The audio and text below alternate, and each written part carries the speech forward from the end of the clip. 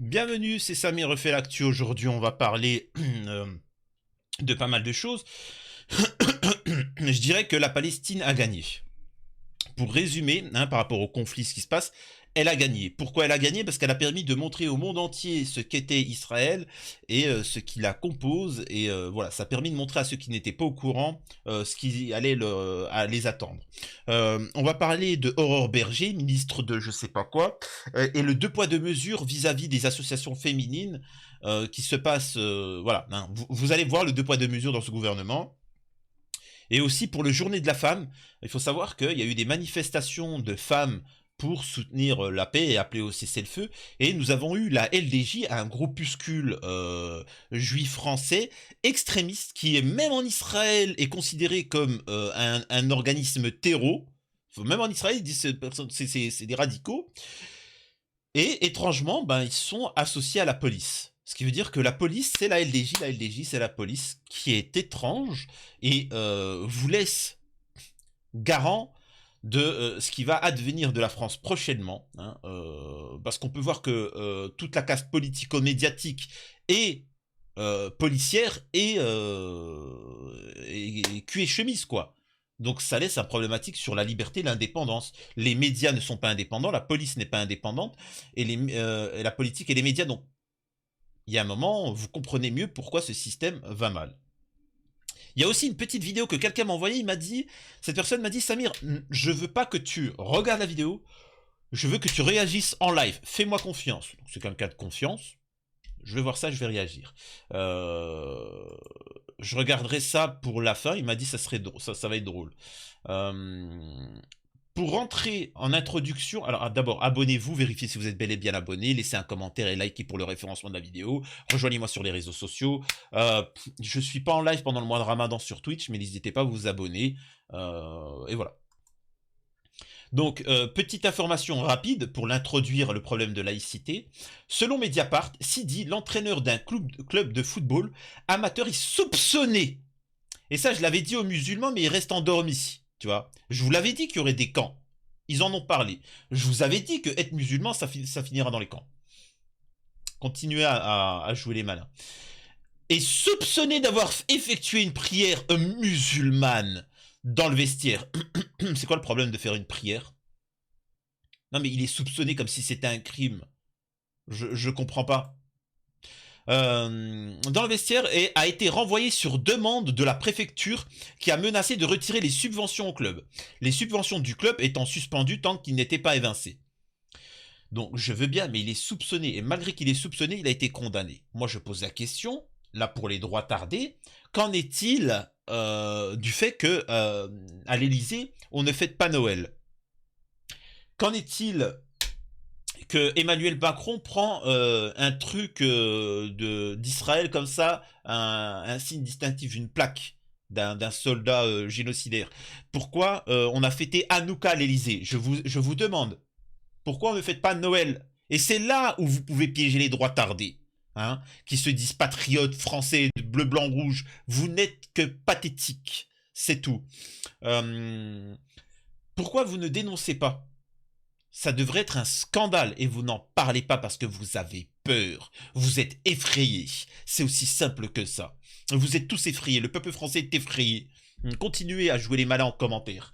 En attendant, Hanouka a été fêté. Ensuite, ils ont pris une bougie d'Hanouka et ils l'ont mis tout en haut de l'Élysée pour que chaque personne qui est à l'Élysée tous les jours et qui rentre et il sache que ce qui est tout au-dessus, c'est Hanouka. Ok? Deux poids, deux mesures. Ne me parlez pas de laïcité. Il y a une religion en France, elle prédomine, et les preuves sont là. Et on va revenir aussi sur Aurore Berger, ministre des Femmes et compagnie. Concernant vous savez, parce qu'il y avait eu des rumeurs comme quoi que le Hamas avait abusé de femmes. Il y avait aucune preuve. D'ailleurs, ça a été démenti en Israël. Et donc, Aurore Berger était venue et avait expliqué que elle allait sanctionner toutes les associations qui n'ont pas dénoncé. Sauf que si on doit dénoncer tout, il faut aussi dénoncer les abus qui se passent en Inde, qui se passent au Brésil, peu importe. Ça n'a pas de sens. Pourquoi ce rapport avec Israël? C'est étrange cette histoire. Et maintenant, ça a été prouvé que il n'y avait rien eu, mais par contre, ça a été prouvé que il y a eu des abus, des viols de femmes palestiniennes. Donc, la journaliste qui avait posé une question à l'époque va poser la même question pour les Palestiniens et vous allez voir le changement de discours. J'ai une deuxième question qui concerne un projet que vous avez porté. Aucun propos ambigu sur l'attaque du Hamas en Israël n'a été tenu par une association subventionnée par l'État. C'est la conclusion de l'examen par l'administration que vous avez demandé. Pourquoi avez-vous diligenté cette enquête si vous n'aviez même pas connaissance d'un seul cas? En fait, c'est compliqué de ne pas diligenter d'enquête si vous, justement, vous devez pouvoir chercher. Enfin, on ne peut pas à la fois vouloir objectiver les choses et en même temps refuser de demander à son administration de vérifier ce qui s'est passé, ce qui s'est produit. Le point de départ, pour moi, il est extrêmement clair. Le point de départ, c'est le 7 octobre. Le point de départ, c'est le 7 octobre. Ce sont des femmes israéliennes qui ont été assassinées, qui ont été mutilées, qui ont été violées de manière systématique. Ah ouais, systématique. Et donc là, on arrive sur le, comment on appelle ça, l'inverse, c'est-à-dire que là, bon, déjà, entre-temps, on a vu que c'était des fake news, on sait qu'il y a des femmes palestiniennes qui ont été victimes, donc la question, c'est est-ce qu'elle va mener des, comment on appelle ça, des enquêtes pour savoir... Une deuxième question qui concerne un projet que vous avez porté. La question est de savoir s'il y a des associations qui n'ont pas dénoncé, s'ils n'ont pas dénoncé ce qui s'est passé sur les femmes palestiniennes, on leur enlève tout leurs subventions ou autre. C'est logique. C'est logique. Regardez comment elle répond. Bourreau, et donc... dit justement qu'il ne pouvait pas y avoir d'indignation sélective. Mais donc, est-ce que vous allez diligenter la même enquête par rapport aux mêmes violences subies par les femmes palestiniennes selon des enquêtes de l'ONU et d'une ONG israélienne qui s'appelle Physicians for Human Rights qui parle de violences extrêmement... Je n'ai pas, à ma connaissance, je n'ai pas, pas. si je peux finir éventuellement ma phrase, je n'ai pas à connaissance vu quelconque association en France tenir de moindres propos ambigus par rapport à ce qui se produit à Gaza. Et vous savez que la France... porté aucun propos ambigu. Vous voyez le deux poids, deux mesures. Donc je suis désolé, vraiment. Je dis aux gens. Alors pour ceux qui veulent rester en France pour lutter, essayer de changer les choses, bon courage. Mais je peux vous assurer d'une chose. La France est un territoire conquis. Ne vous en déplaise. Et vous pouvez faire les droits tardés autant que vous voulez. Si vous n'osez pas parler, c'est parce que vous savez très bien. Et peu importe ce que vous direz en commentaire, je le sais, vous le savez, ils le savent, je sais que vous savez que je sais, et ils savent qu'on sait. Est-ce que c'est clair? Tu peux pleurer, tu peux chouiner autant que tu veux, la réalité elle est là. Ensuite, il y a eu une manifestation pour la Palestine de la part de demoiselles, et les vidéos sont assez particulières. Alors attendez, je vais baisser le son parce que c'est pas... En fait, le son, c'est pas l'important. L'important, c'est de montrer que la LDJ est protégée par la police, voire même la police, et il y a une certaine... Et je rappelle aussi que dans la loi... Maintenant, des lois ont été passées, ont été votées. Rappelez-vous pour les gilets jaunes, c'est le fait de se masquer dans une manif ou autre est interdit. Vous devez tout de suite être kidnappé, enlevé, foutu en garde à vue. Je vous donne cet élément pour les gilets jaunes qui s'en rappellent, ou pour ceux qui ont fait des manifestations ou autres. Alors pourquoi là, ils n'interviennent pas?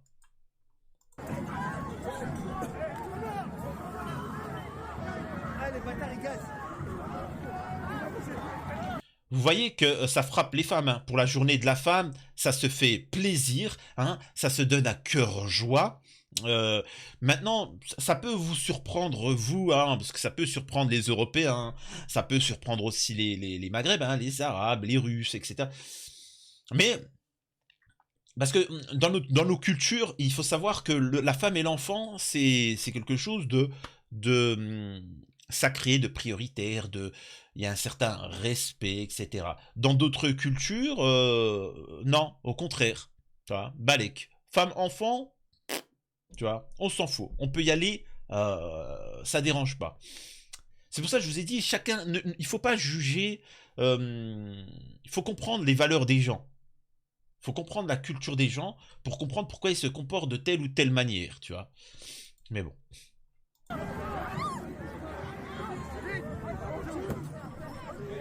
Hop, regardez, vous voyez les gants là? Vous voyez les gants qu'il a? Ils sont tous masqués. Pourquoi la police les arrête pas? Parce que tout simplement, ils sont eux-mêmes, la police. Regardez, des gants à coque. Des gants à coque. Ils jouent les malins et qui s'attaquent à des femmes pendant... C'est juste ignoble, bande de lâches. Bande de pathétiques. Et puis là, demain, dès qu'il y aura quelques hommes qui vont venir... Oh mon Dieu, antisémite! Allez, arrêtez, va.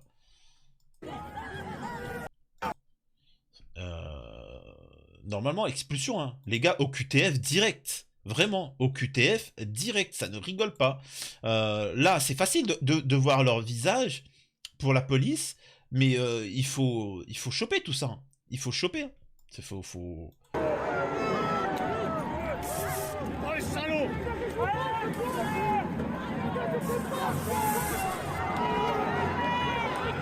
Regardez, ce qu'il faut comprendre, c'est qu'ils ont des... ils ont du gaz lacrymo professionnel, etc., ainsi de suite. C'est fou, quoi. C'est incroyable. Tout ça pour fracasser des femmes.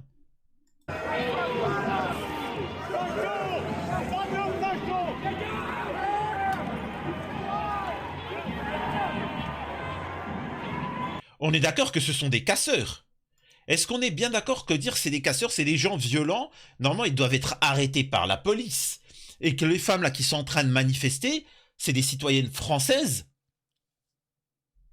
Alors c'est vrai qu'elles ne sont pas franco-israéliennes, mais on est d'accord que normalement la police devrait arrêter ces gens-là, qui sont masqués, qui sont violents, et qui viennent perturber une manifestation. Est-ce qu'on est d'accord?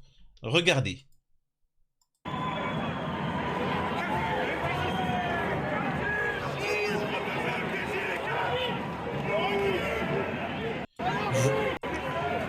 Vous voyez, ils interviennent pour les protéger. Ils viennent pour les protéger et je vous dis juste une chose. La France est finie. Elle est perdue. Ne cherchez pas à la sauver. Alors, il y en a qui me disent, oh oui, mais pensez à fuir le pays. Laissez ce pays, il est déjà perdu. Alors, je sais qu'il y en a plein qui vont me dire, oui, non, etc. Faites ce que vous voulez. C'est corrompu à souhait. Il faut laisser s'effondrer la France. Vraiment. Et vu que ce sont certains sont des parasites, ils partiront ailleurs. Et à ce moment-là, pour ceux qui aiment la France, il faudra revenir, reconstruire la France, et il faudra mettre des lois pour protéger le pays. Qu'est-ce que vous voulez que je vous dise?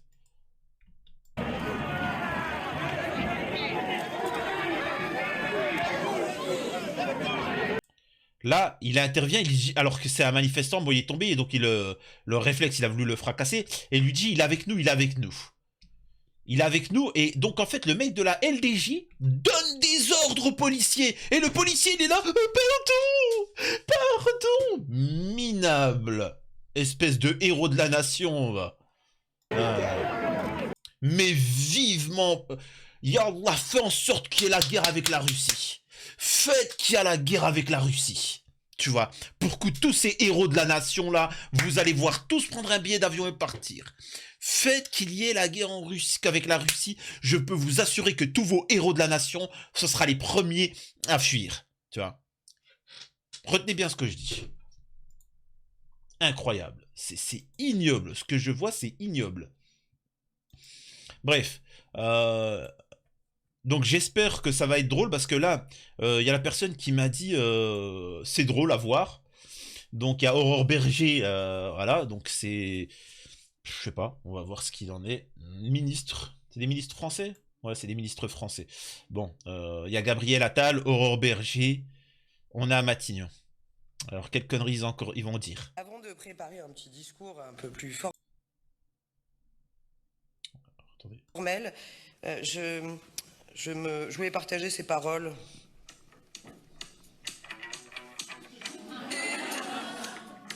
Juste. Qu'est-ce que tu regardes? T'as jamais vu une femme qui se bat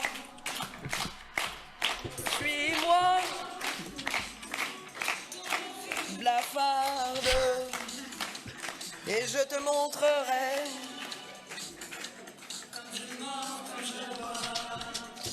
Et oui, prends garde, sous mon sang la grenade, sous mon sang la grenade, sous vos sang les grenades.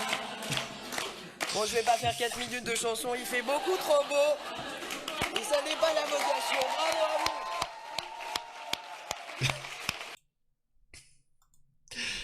Bah alors, oui, c'est drôle, mais en fait, c'est consternant, quoi. Putain. Là, vraiment, à l'étranger, comprenez, c'est des ministres, hein. Enfin, qu'est-ce que je vous dise, quoi.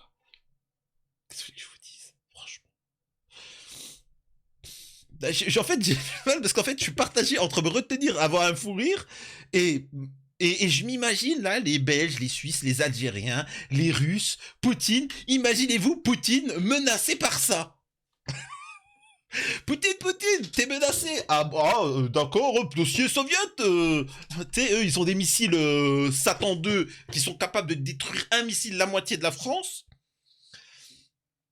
Et t'as ça qui... Ça n'a pas de sens. Mais t'es... Bref. En fait, je pourrais vous analyser ça sur plein de facettes et vous dire que c'est de votre faute. Vous avez laissé entrer ça en politique. La dissidence, vous avez suivi pour ceux, la dissidence, tu vois, la dissidence, qui vous ont parlé que d'histoires de fesses et qui vous ont pas montré le deux poids deux mesures, Hanouka, fête à l'Elysée, machin, etc. Non, ils vous ont montré que des trucs de bidon, là, de réintimité. Et donc, c'est pour ça maintenant, ils s'y croient. Mec, ça chante, mais c'est humiliant, ça n'a pas de sens. Vraiment, là, je m'adresse à tous ceux qui ne sont pas français. Quand vous voyez ça, que nos ministres, notre premier ministre, machin, etc., ils font ça, qu'est-ce que vous pensez de nous? Chez vous, c'est normal? Je sais pas, vous voyez Poutine...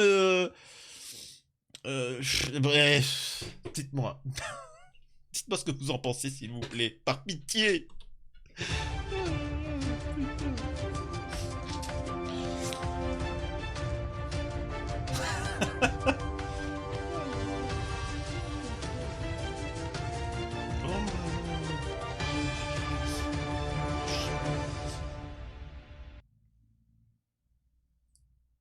Oh, j'ai honte. Ah, je vous assure qu'en fait, je suis partagé. Là, par exemple, j'ai un sentiment de honte extrême par rapport à ces gens-là. Je me dis, oh la pauvre, ça doit être vraiment honteux, hein. C'est qui? D'ailleurs, je sais même pas c'est laquelle de ministre, tu vois, j'ai reconnu derrière Aurore Berger, machin. Putain, et ces gens-là sont payés des milliers, des dizaines de milliers d'euros. Ils ont des retraites à 6 000 euros à vie, rien que pour avoir... Oh, qu'est-ce que vous voulez que je vous dise?